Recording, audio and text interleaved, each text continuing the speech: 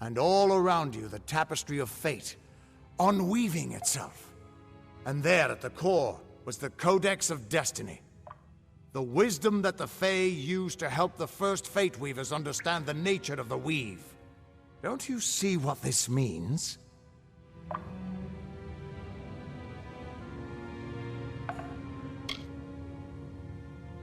Yes, it is. And from what I can tell, you're the one changing it. With every breath, you're changing how lives begin and end. The way the Codex of Destiny came to you out of the stone. That's got to mean something, too. But I'll be damned if I can read this thing. As dangerous as an open flame. You could help people or destroy them entirely. When you get involved, there's no grand cosmic plan. Only freedom, and all the dangers that come with it. And that means I owe you, Wait. What's that?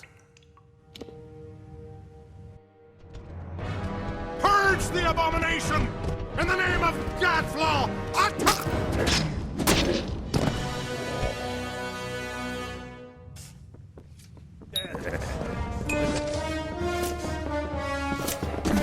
Well, this looks like some fun.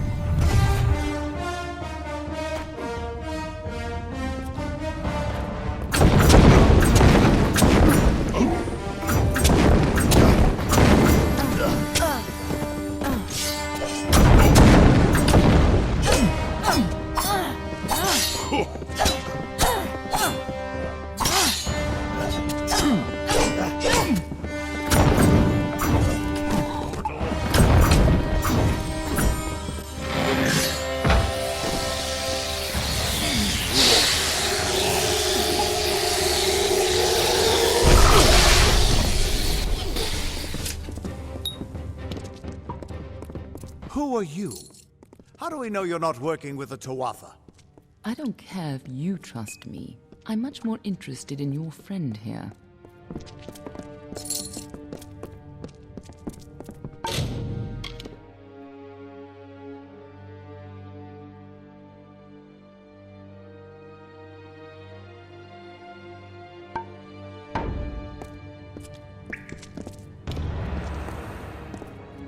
You're welcome. I'm beginning to think that these Tuatha don't like you. Now, why do you think that might be? After all, someone who can change the fate of the world, who wouldn't want you?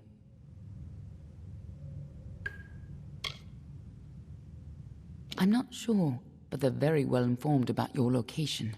They came straight here from Didenhill, but they're not nearly as interesting as you. Especially now that they're dead. Now it's my turn. Why are you here? Ha!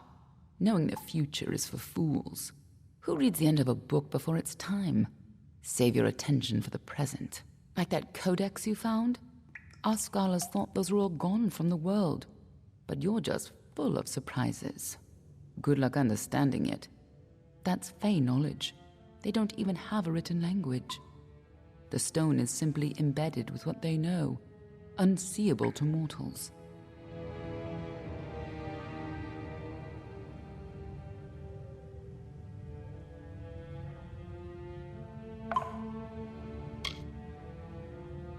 For something like that, you'll need more than just any lawmaster. In fact, you may want to go straight to the top. Once you deal with these Tuatha, perhaps you should visit the High King in Issa. I'm sure someone as resourceful as you can find their way in. Be on your way. Something on your mind? Oh, me? I'm a friend. For now, at least. That codex isn't just a complicated law stone. It seems to tell a tale most Fae don't want to hear. And created by High King Tatarian himself, no less. Interesting. We are the charmed, the subtle, and the inspired. In happier days, we were the loftiest of the mortal races. We despise open war. But for decades, the Tuatha have been at war with us, pushing into our lands and forcing us to take up arms. For a long time, they were content to keep to their play of the summer and winter courts. Now we fight Gadflow and the Tuatha for our very existence. A close friend once told me, strive to be whatever you want to be. Fate might be a lie, but if it isn't, then worrying about it won't change a thing. That old coward. He may have lived 100 heroic lives, but he's lost the moment he faces something truly new. Pathetic.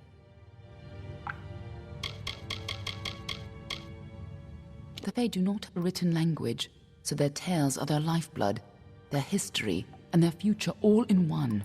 The House of Ballads is where they enshrine these legends and celebrate them time and again.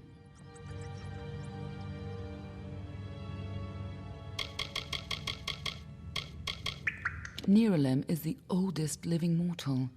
He remembers the time before even the Fae called these lands home. You should see how they cherish him.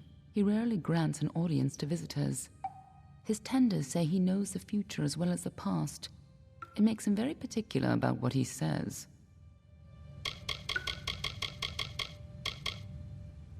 The Summer Court, or the Seelie Fae if you prefer, embody the growth and energy of nature, but they can still be as aloof and uncaring as a brutal summer day. The current High King of the Fae is Titarian, the wisest of the Summer Court. While Gadflow has undermined the Winter Court, he tries to keep their cycle in balance. You haven't been around much, have you? The Tuatha have been pressing west from their home in Alabastra. Right now, they're only threatening my people. But if we fall, the Tuatha will turn their eyes to the other mortal races.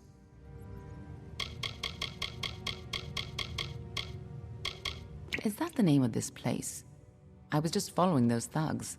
Thought I could steal something valuable from them, but all I got was you.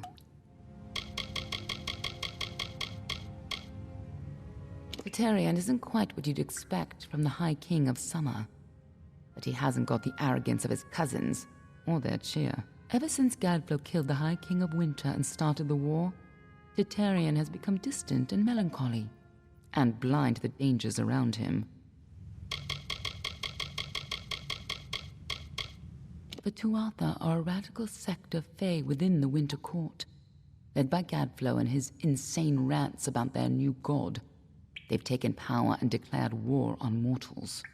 They use raw Prismia to enhance their power, and their devotion borders on madness.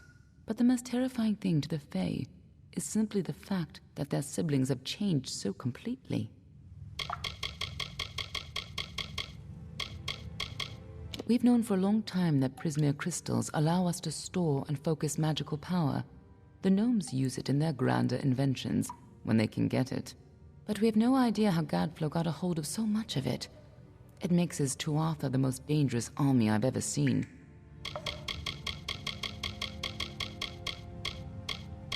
The Winter Court, or the Unseelie, embrace the destruction and decay of nature.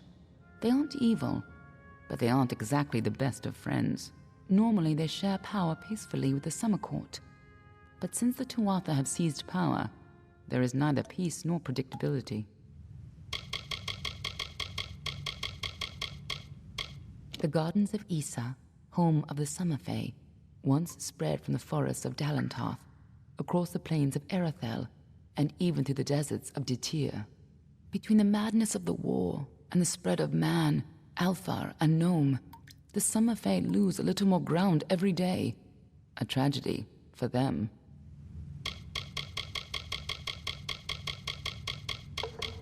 Be on your way.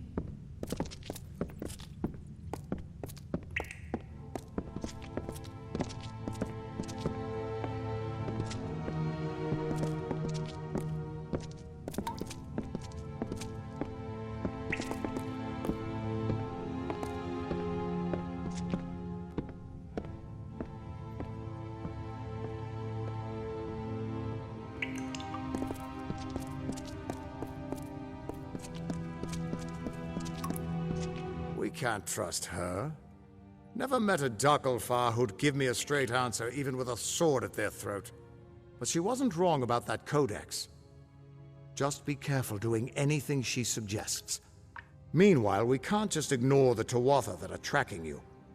We need to do something about them. She said they came through Didenhill, didn't she? They don't belong in these lands, so they probably left a trail wide as an Eden's backside. Meet me there, and we'll track them down. Maybe we can find out why they're after you. Or at least how they can find you so easily. I've got some final rites to perform before I leave this place. Good luck. I've got a lot of prayers to say before I leave here again. Meet you at Loch Dyke.